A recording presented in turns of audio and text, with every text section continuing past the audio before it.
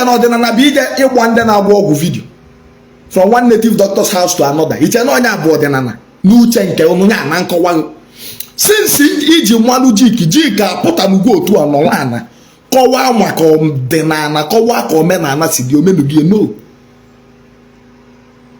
me not from one native doctor. And again, let me open your brain little. Okay, one go di ife the ọdịnala. Ọdịnala abụla ọgwụ. N'ijekwu dibịa na-agwọrọ ndị mmadụ ọgwụ oke ite ibobo.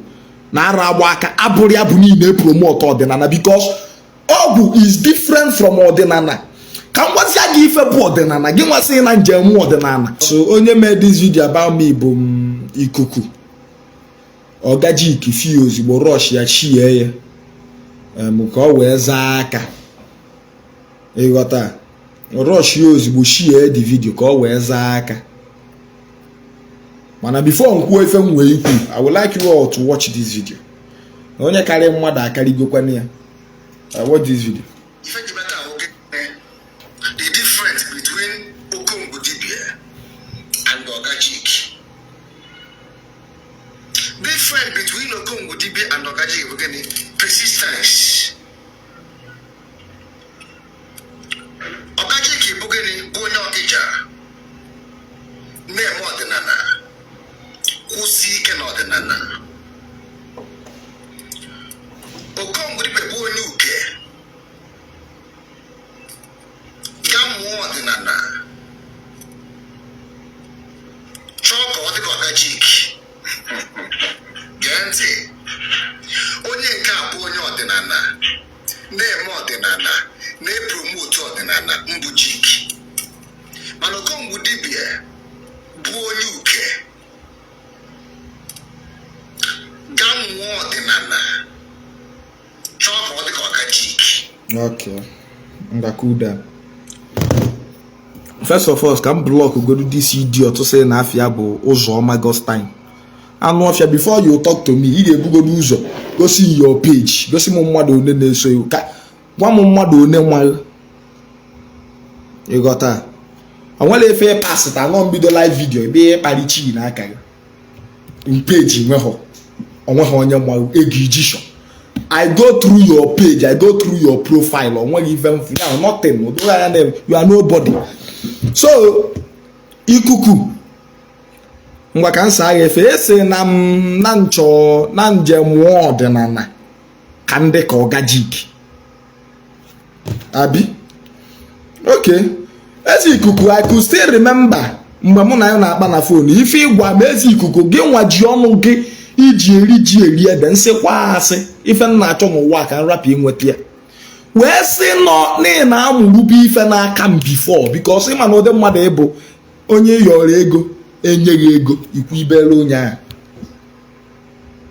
ịghọta ịyọ mmadụ ego enyeghị ego ikwu ibere onye ahụ to che ị na-asị na na-eme na njem ọdịnala ka ndị ka Ogajik ichezogo n'ọdịsise n'ọnụ if I can still find the call mụ na ume because I recorded everything that day iji ọnụ gị iji eri ji eri ede wee sị na ị na-amụrụ ife gbasatara ọdịnala n'aka m before wee bido ịgba ndị dibịa vidio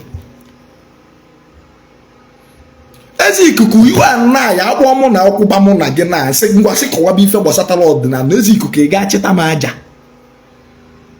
achọghịzi m ikwube maka jik because ife nji wee daa afa jik ebe a bụ na jik afọ ya ozugbo rush ya jeshie ya ka ife ichedo bụ ọdịnala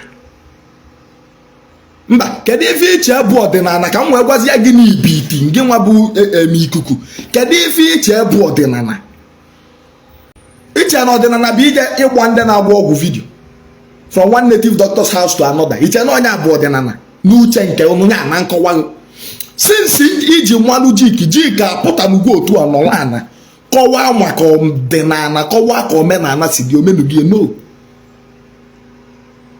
me not from one native doctor. And again, let me open your brain little. Okay, one go di ife bụ ọdịnala. Ọdịnala abụla ọgwụ. N'ijekwu dibịa na-agwọrọ ndị mmadụ ọgwụ oke ite ibobo. Na-ara agba aka abụrụ ya bụ niile promote ọdịnala because ọgwụ is different from ọdịnala. Ka m gwasịa gị ife bụ ọdịnala, gị nwasị na njem ọdịnala. Ọdịnala bụ ọdịbendị. Ife eji wee malụ ndị ife ndị na-eme ọnya bụ ọdịnala. Ọgwụ bụ just a business. Let's assume na nwee for talent, otu esi nwee talent ịgụ egwu, nwee talent ido blọk, nwee talent ise ife ọsịse, nwee talent na ị ga-eweta nwa akwụkwọ a, weta akwụkwọ a, join ka ọfa na abụ ọnụ, onye gị ife a, ọnya bụ ọgwụ. Evu na-ezo obi na Asaba na-ekwu n'ọnụ ya na ya na-emekwa omenala na ife ọ na-agwọ bụ ọgwụ. Ife Jiki na-epromote bụ ndị na-agwọ ọgwụ, so do I. Ana m epromote kwa ndị na-agwọ ọgwụ. Asịkwa na ọgwụ bụ ajọ ife, enwe nke ọjọọ ya, nwee nke ezigbo. Na ọka m mmepegodi brain ka ị nwere ife bụ ọdịnala, na gị nwa na-ekwu ọdịnala na ọ nwere ife ịnwa na ọdịnala. Esi na njem ọdịnala ka m wee dị ka Jiki. Ngwa ka m bịada side ka m si wee mụọ ọdịnala ka ndị ka Jiki. You and I know na mgbe Jiki bido ka o si agba ndị dibia vidio bụ ọbịa o jee na nke onye dibia o jide fonu. Jiki adịghị ekwebu egosi onwe ya before. Ọbịa o jide fonu ọ gbadoghị, ọ na-ajụzi gị ajụjụ na behind the camera. Ndị nwa Jiki mgbe o bido si ọfụ ga-agbalụ m aka ebe na distin m na-ekwu na ọbịa ọ gbadoghị fonu ọ na-ajụ gị ajụjụ. Before amadịrị m onye bụ Jiki, sọsọ afọ ya ka m na-afụ Jiki. Mana esi m kọwaa ka Jiki dị in person ma kọwa maka ọ na-apụta bụ n'ihu kamera. Emekata all of a sudden mụnwa bụ the first person bụ ụzọ pụta kwụrụ n'ihu kamera megodi introduction onye mbịabịa, kọwaa anya adreesị, nye location, gwa unu nekwa na ife mbịala ebe ime onye na-emetụ ife na-emetụ obele bụ Ada Ndị Igbo. Let me open your brain. Ada Ndị Igbo na-emetụ ka nsi eme obele. Mbịa kọwaa nnekwa onye nnọbịa enekwa ife mbịa ime enekwa ka nsi bịa, aga m ije my comedian way jekwuo onye a anọrọ m na onye afọ anọrụ ebido njụbi ya ajụjụ ọkwa ka nsi eme. Na Jiki ya buru kamera wabata n'okwu agwụ, ọ na-ese ọtinye egwu a na-agụ on background, ọ na-esezi chi na abụ gegege ọsebe mmụọ niile ibubata sesia ọkpọ ọsịgị mmụọ nke a kedu ife ọ na-alụ, egwu ife ọ na-alụ, mmụọ nke a kedu ife ọ na-alụ, egwu ife ọ na-agwụ, ofe kamera vavava ọkọtụwa vidio. Which is I don't do like that. If I come to your house, I will introduce myself and also introduce you to my fans. That is number 2. Number 3, Jiki yeri Isiagu hom isi. So si ife dị debe ka ọ dị ofe ife between me and Jiki bụ na Jiki na-eje na nke ndị dibia, mụnwa na-eje na nke ndị dibia. Mana ọ bụ ụgwọ na mụ na Jiki a na-eme ofe ife, mụ na Jiki adịghị emedo ofe ife taa. Ịjụọ mmadụ ọ ga-agwa unu Okongwu dị wee far different from Jiki. Ịbịa isi na mụ na njem ọdịnala, Jiki a na-epromote ọdịnala. Ife Jiki na-epromote bụ ndị na-agwọ ọgwụ, so do I. Because ọgwụ is different from ọdịnala. Kpata na-abịa ebe ife ụfọdụ ndị ọsị biko emego m ife a n'ụzọ ụka ọ gaghị ka m so ka m mezie ya n'ụzọ ọdịnala. N'ụzọ ọdịnala ominu na-egekwa m ntị, ezi ikuku gị nwa na-ekele m na ịmụ ọdịnala ọfụma na-egekwa m ntị. Ụzọ ọdịnala ominu bụ bikos ọ madugo na ọsọsọ ndị omenala believe na-arụ ya bafafe ejegolo ọgwụ nwa. So onye omenala believe na ife omekata ife sibere ya ike o jee gbaa afa mara ife na-eme ya. Ọ bụrụ nke a ga-eji ọgwụ wee so ewere ọgwụ so, ọ bụrụ nke a ga-eji ọrụ mmụọ wee so ewere ọrụ mmụọ so, ọ bụrụ nke ikpe ekpere na mmụọ ma ọ bụ arọbụ n'agụ esuo ya otu a. Ọnya bụ ọdịnala. Ọ bụrụ na ịgwọ ọgwụ bụ ịgwọ ọgwụ abụrụ omenala ka m gwazia gị ya ka ọ dị ịmarụ nke a. Mba, ịnwahụ nke a ma niile ekele m n'iso na ndị akọwa ndị n'anya akọwafụ na aka ịkọwaba ife gbasatalụ tradishọn ịpụta. Ịchọ akọwalụ gị ife bụ tradishọn. Tradishọn bụ na ịpụta ụlọ ụtụtụ gote nzu na ọjị wee kpokuo Chukwu ọbịa nwa, kpokuo mmụọ na-emelụ gị ife, kpeelu Chukwu n'ụzọ ọjị. Ọdịnala bụ ụzọ another pattern of way esi ekpeli Chukwu, just like ndị Arab, ndị Hindu. Onye ọbụla nwesịrị their own way fasi ekpelu their God. It's a way of communicating with your own God. Ya na omenala ọdịbendị ka ndị si eme ịbata obodo, like ọnwa obodo ọ ya abịa ịbata asị na n'obodo a na fada erikwa eke, onwe obodo ya abịa ịbata asị n'obodo a na fada erikwa enwe, onwe obodo ọ ga-abịa ịmalgo different culture and different tribes. Ife a na-eme n'obodo ọnya bụ omenala. ka mmepe gị brain ife jiki na-alụ bụ ịkwa ndị dibịa vidio ọ bụrụ ya bụ ọdịnala fọ ya na-eme asị na ọ bụla omenala. O nwezi ndị dibịa ya abụfa na-eme omenala fa na-alụkwa dibịa, ọ bụ onye omenala na-eme dibịa. Dibịa bụ akara aka talent chukwu nyelụ mmadụ o were ya pụta ụwa, mebi ọ na akwụkwọ na-abanye ọmalụgo ife akwụkwọ a na-alụ, ọmalụgo ife ọ ya abụọ ọplai ya na disa akwụkwọ onye ga-efe ịchọ nke nwa na-ekele m ka ngwazi alụ gị na gị nwasa efe nweta ife nwa na omenala ụnụ na-abụ achịkọ ọnụ na-abụ ụnụ ahịa chara njinwu n'ife gbasatara omenala. Mma agwa gị ife gbasatara omenala. And again, isi consistency mụ na Jiki ya emenwu ofe ife. Jiki bụ 247 ọ na-agba ndị dibịa vidio mana adịrọ m ọnụ ya mme vidio eme comedy eme blogging. My own thing dị different. Some of the things Jiki na-eme kịta bụ mụ ka ọ nelu anya before Jiki abụbụla a blogger, not until I'm buying to blogging or maybe blogger. Before Jiki abụbụlụ content creator ya bụ sọsọ ndị dibịa mana kịta o mebekwuo na content ọmụ bụ ụzọ wee bido. Because I didn't believe na 247 if ị ga na-agwa ya ọfansị bụ ọgwụsị ọgwụasị ha ọgwụsị ọgwụasị. No, ọ dị kata mekwa something kpakwa ya ọfansị amụ keep kwa fam updated famụkwa ọrụ because ụwa bụ egwu na amụ ka eji ebi ụwa kpata ije ka mmadụ ke mebi na gị na onye nwaanyị na-enwe okwu ije ka eke gị na onye nwaanyị ọ sị baa n'ọfịa gị jee chọbara ya egwu na amụ na-egwu na amụ ka anyị eje lụọ ọrụ ọga ọya sị gị jee chọbara ya ihu mkpi maka ife na-adị serious 247 bụ mkpi 247 ọ na-adị amụ aha gị ya n'ihu mgbe ọ bụ na ọ dị mean ịmalụ nke a ka mma ka ịmalụgodie. Mụ na Jiki adịghị eme ofe ife onwere mgbe ndịrị mụ ka ndị ka Jiki and I never ada na-eme ka ndị ka mmadụ. That is one thing about me. Enwere na ntalọ m ike ime ka ndị ka ị anụ m eme my own thing on my own way. Enwere my own lifestyle to live na na-eme ka ndị ka Jiki. Look at ife iji ọnụ akọ mmadụ ya na-eme ka ndị ka Jiki. Jiki na-emere onwe ya nke ya on his own way. Mwa na-eme my own on my own way.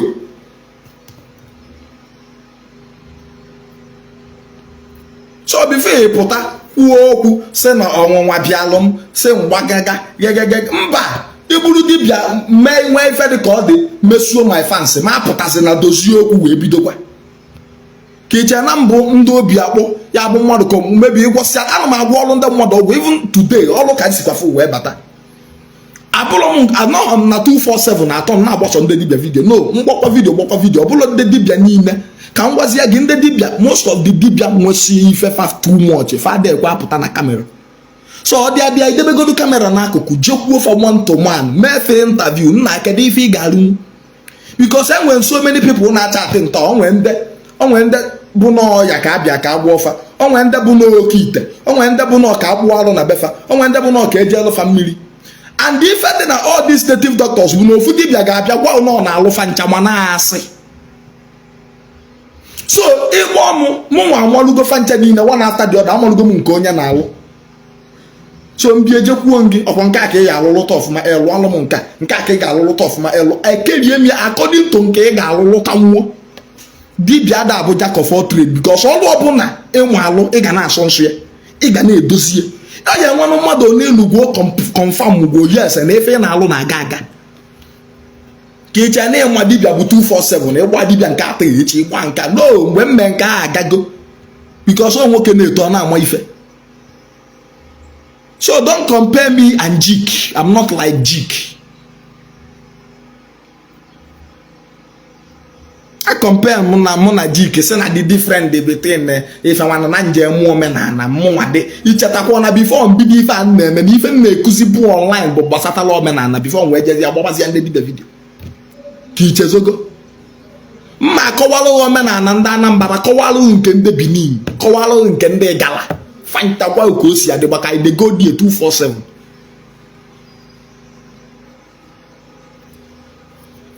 Pọlụ ga-afa mmadụ one na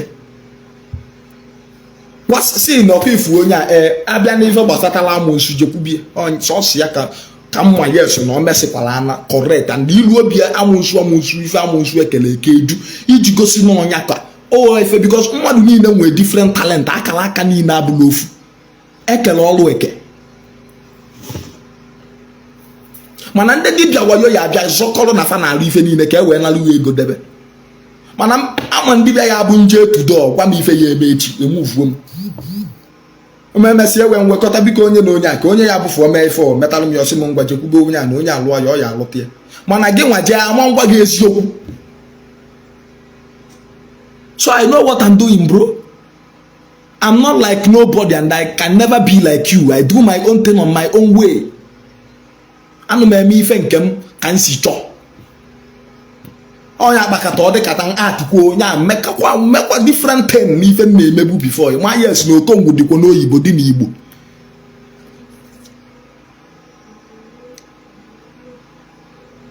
Mba ịchọ 247 dibia ọgwụ gaa ya abụrụ m onye na-ebi ife n'isi o abụrụ m mbụzi onye omenala 247 na ịbịa na peji nsọ omenala mba ọbụrụ ka esi eme eburuzie m ya n'isi ọ na-anyị m ada m ebi ife n'isi mmekwa chaa ma ọ bụrụ sọntịn mekwa pakwa ya ọfansi amụfa amụkwa amụ ọ ka esi eme ya. That is my own way. Ọ ka Chukwu nke nsi wee kpọm. Ana m art according to ka Chukwu nsi wee kpọm. Ọ bụrụ ka mmadụ si wee gwa m. Chi mmadụ niile abụrụ ofu. I'm not like Jik and I can never be like Jik. Jik is Jik. Okongwu is Okongwu. So nyagazie nke a dị n'ụbụrụ and this is the last video m eme maka yo. Because even for about you, be a hypocrite. Mwa Adam, Abu weapon a jig in one shear. I can't make for this post. Oh no, shear your post can you marry na can exist. So that dalon, Nagazi, Imuto Okongwu, like him.